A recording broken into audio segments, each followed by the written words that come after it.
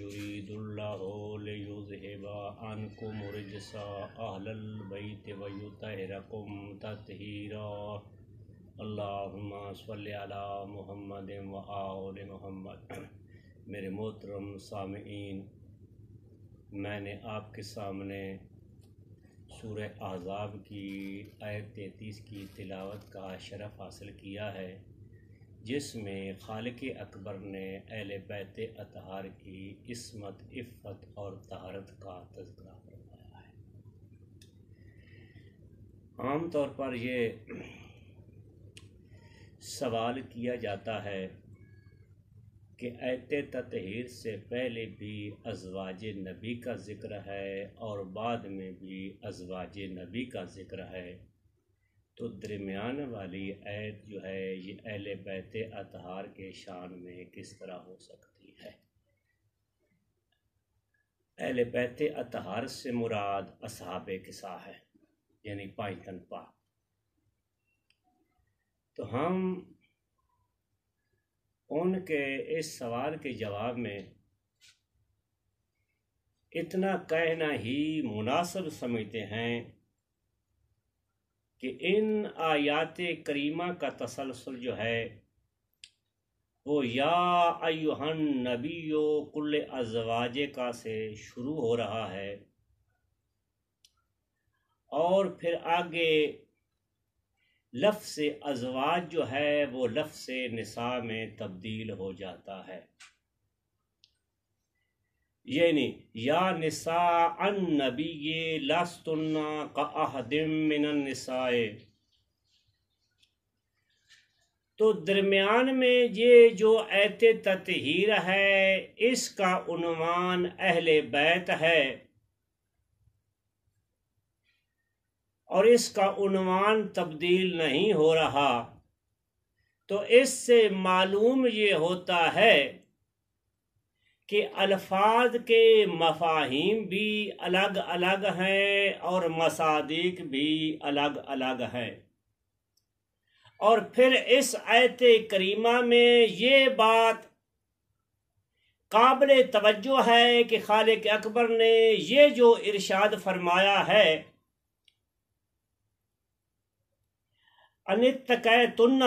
یہ لفظ بتا رہا ہے کہ ازواج مطہرات کا تکریم اور احترام جو ہے وہ مشروط ہے تقوی الہی کے ساتھ اور اطاعت خداوندی کے ساتھ۔ اور اس سے ہٹ کر قرآن مجید میں کئی ایک ایسے مقامات دکھائی دیتے ہیں کہ ایسے شواہد بھی موجود ہیں جہاں ایک تذکرے کے بعد دوسرا تذکرہ شروع ہو جاتا ہے اور پھر بات پہلے تذکرے کی طرف پلٹ کر آ جاتی ہے، اور یہی فصاحت و بلاغت ہے۔ مثلا یہ سورہ لقمان ہے، اس کی آیت نمبر 13 ہے، جس میں خالق اکبر نے جناب لقمان کی ان وصیتوں کو ذکر فرمایا ہے کہ جو جناب لقمان نے اپنے بیٹے کو کی تھی۔ بسم اللہ الرحمن الرحیم، جناب لقمان فرماتے ہیں یا بنی لا تشرک باللہ ان الشرک لظلم عظیم، اے میرا بیٹا اللہ کے ساتھ کسی کو شریک نہیں ٹھہرانا، اور خدا کے ساتھ کسی کو شریک ٹھہرانا بہت بڑا ظلم ہے۔ یہ ہے سورہ لقمان کی آیت نمبر 13، اور آیت نمبر 14 میں خالق اکبر نے انسان کو اپنے والدین کے ساتھ نیکی اور احسان کرنے کی وصیت فرمائی ہے۔ ارشاد رب العزت ہو رہا ہے،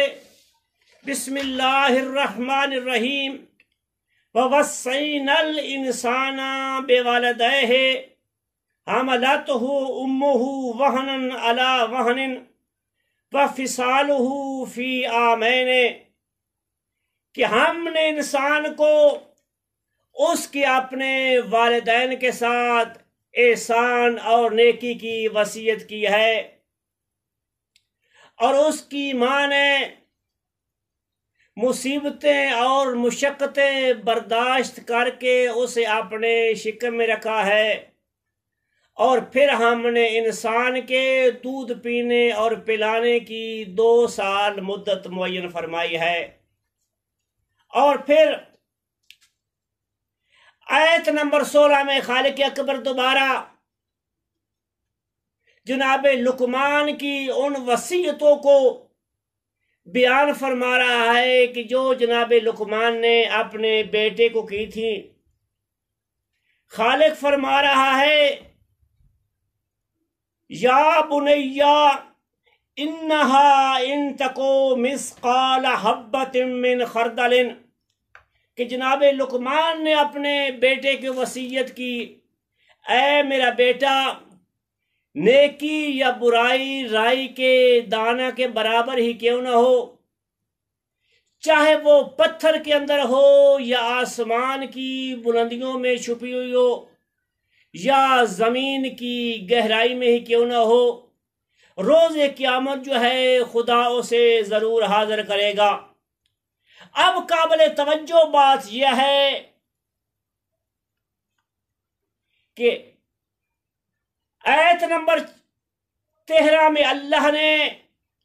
جناب لقمان کی ان وصیتوں کو ذکر فرمایا ہے کہ جو جناب لقمان نے اپنے بیٹے کو کی تھی،